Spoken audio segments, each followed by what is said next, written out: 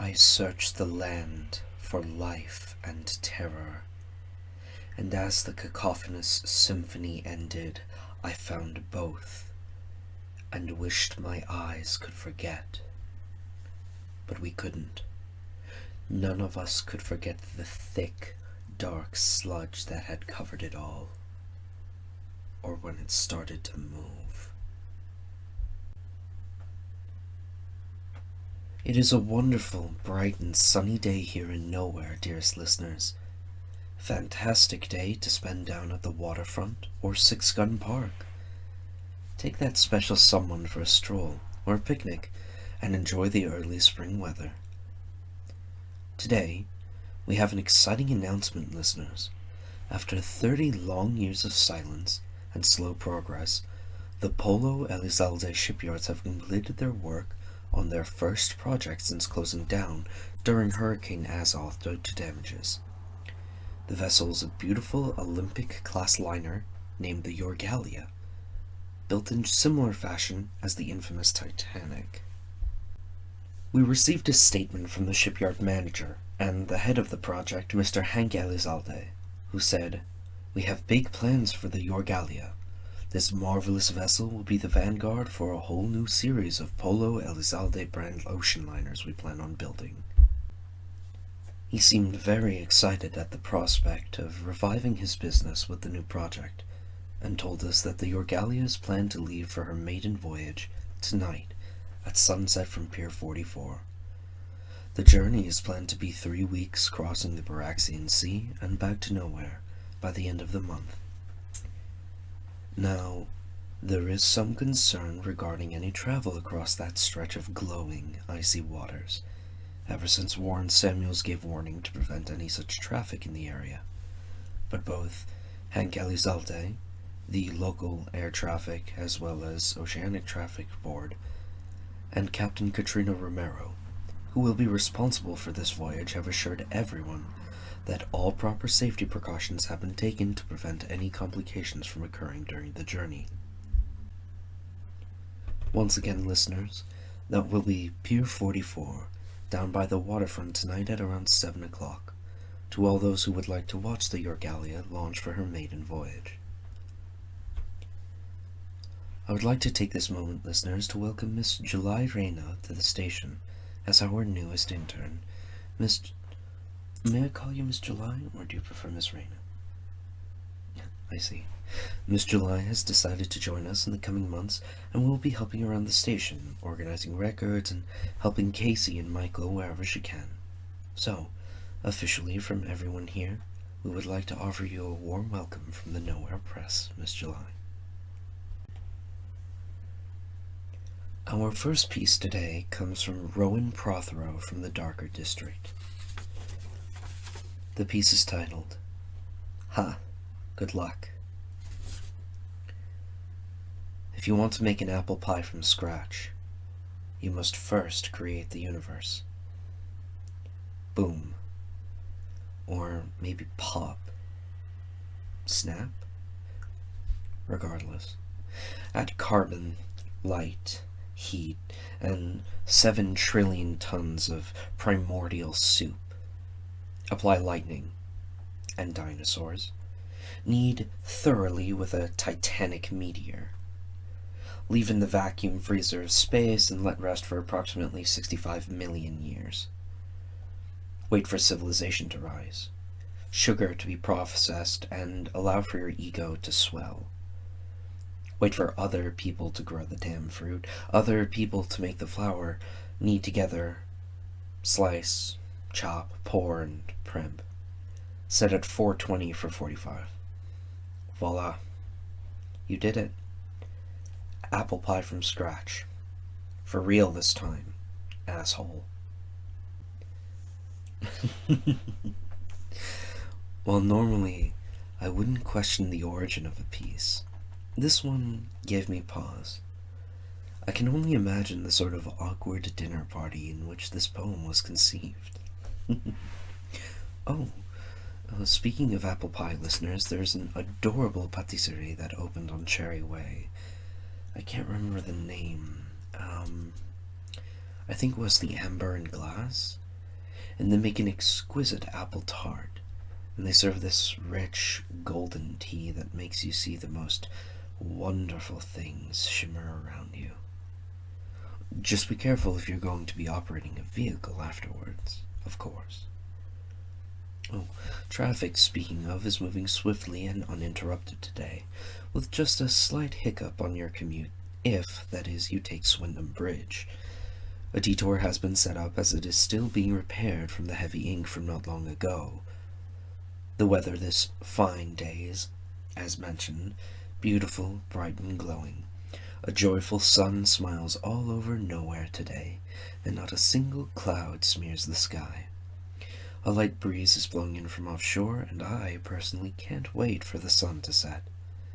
On such a crisp, clear evening, we're certain to have a beautiful canvas of stars above us tonight. Oh. Listeners, I have such fond memories of standing up on my roof and stargazing. That was, of course, before the stargazing incident back in '67. But I can remember such wonderful dances the stars would put on for all of us. Now, I'm not going to openly promote anyone to do something so dangerous, especially these days, but I myself, as an adult, might sneak a peek up above us tonight and take a sip of that deep, dark, sweet ambrosia that we like to call nostalgia.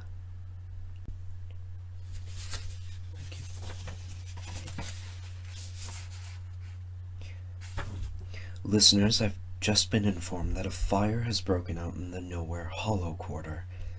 Officials responded to the scene moments after the call came in, and according to reports, several buildings adjacent to the assumed origin of the blaze have caught fire. I'm receiving a report just now. Oh dear. According to this paper, the fire started at the address of a previous submission to our advice column, and because of this, there is some confusion as to who has authority over this incident. The Bureau of Extermination, or the Nowhere Fire Brigade, or the Nowhere Commission of Fire, Flame, and Sparks, or the Nowhere Census Bureau. Apparently, who have also shown up seemingly more confused about the fact that they showed up at all, as opposed to having jurisdiction over the raging fire. Hello? Oh.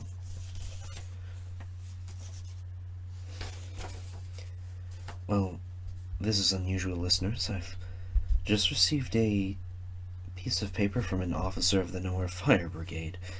Ash and smoke still falling off him like debris, cascading off a burning mountain. Oh. An official ledger of the incident says that, according to witnesses, 2 figures escaped the fire, one just before the building caught and the other several moments after. There is speculation that the second figure is a redhead and is considered to be extremely dangerous. In other news, the local Constabulary has officially put out a missing persons case for local air traffic controller Warren Samuels. If you have any information about his whereabouts, please seek out a constable. He may be in danger or injured, and we all wish to see him home safely. An update, listeners. Mr. Hank Elizalde would once again like me to remind you all that they are planning on launching their new ocean liner, the Orgalia, at Pier 44 down by the waterfront at sunset roughly at 7 o'clock tonight. All are invited to watch as the great white and grey vessel casts off for its maiden voyage across the sea, and refreshments will be served, as well as a live music event by one of our local bands. Oh, apparently, there's a small crowd already formed near the docks in preparation for her launching. I hope to join you there all tonight, Nowhere. I can't wait. Today's submission is from Ada22, a member of our local constabulary. Interesting. The piece is titled, My Battle with the Sky. It is 12:16:16 of the second age. They came at night, silent and devilish. By the time the alarm had been sounded, it was too late. We were surrounded on all sides by these devils. We had not the provisions nor the time for a protracted siege, and we had nowhere to retreat to. A choice had to be made. Myself and a few others from the neighboring lands took up arms, and we left the warmth and safety of our homes to fight the bitter sting of evil. I gripped my weapon and stepped out into the blinding fury of battle. I soon became lost in the momentum of violence. It all fell silent, save for the crunch of the enemy as we hacked away at their numbers, and the satisfying thud as their broken bodies collided to the earth. It wasn't long until we realized we were outnumbered. Untold hundreds, thousands of them against a handful.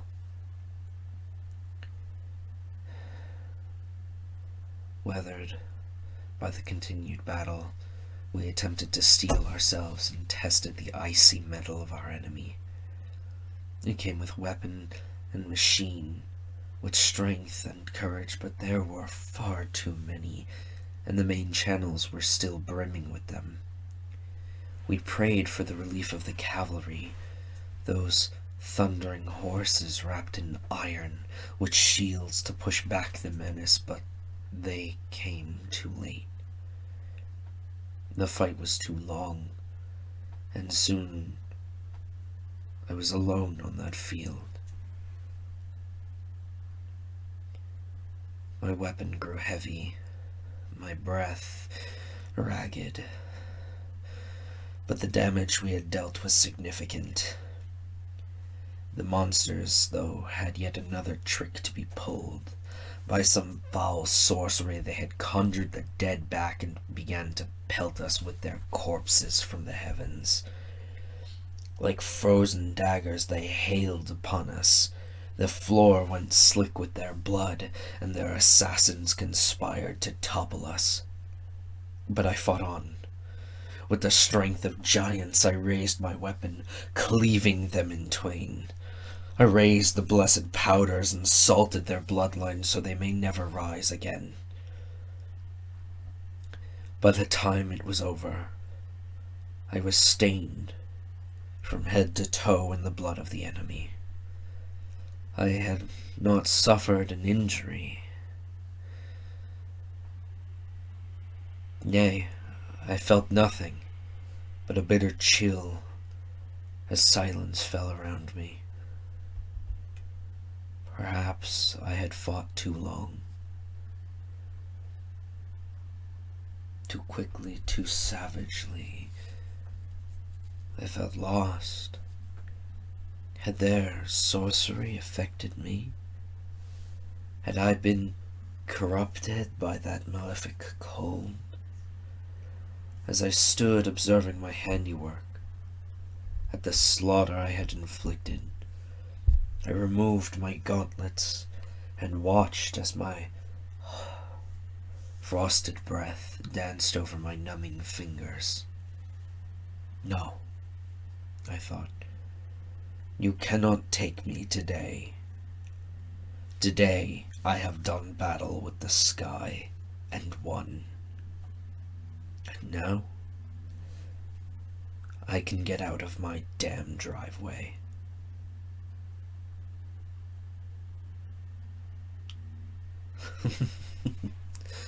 Oh, I see. Well, you learn something new every day. I didn't realize that public servants have to shovel their own driveways, or, in the case of Ada 22, have an excellently humorous skill when it comes to writing. Very clever. Oh, I nearly forgot. We have a submission to our advice column. Today's question was delivered anonymously to the station. It's written hastily, in all capital letters, and scrawled on what looks like a torn-down flyer for a lost cat named Taco? I apologize for the owner of Taco. It appears as though it was written recently as well, as the ink was still damp when I found it on my desk this morning. It has no name or return address on it, but I suppose that's all right. We're here to serve, and so long as they receive their advice, that's all that matters. It reads, Mr. A, you have to stop them. I tried. I warned them all. It cannot be allowed to cross. Stop them for heaven's sake. It isn't safe to cross. It will never reach home again. Stop them before it is nothing more than a casket of doomed souls. I will do all I can. But please, I am already lost. If we don't, there will be no saving them. Fire. Fire, Astarte. Fire and screams.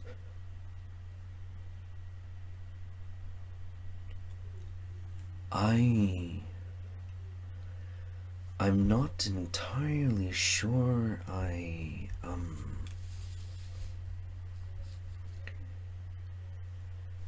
well, this is a warning to everyone to not do that. For your own safety or risk death by combustion, I suppose. I'm sorry, listeners. I must apologize, but that's all the time we have for the show. I can't wait to get out of the station and enjoy this beautiful day with you out there.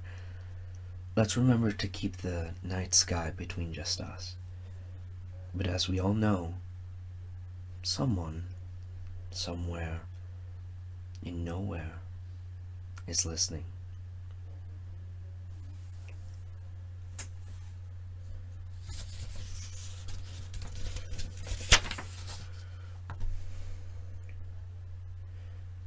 You know, this really looks like Warren's handwriting. Patrick! Get a constable! The Yorgalia!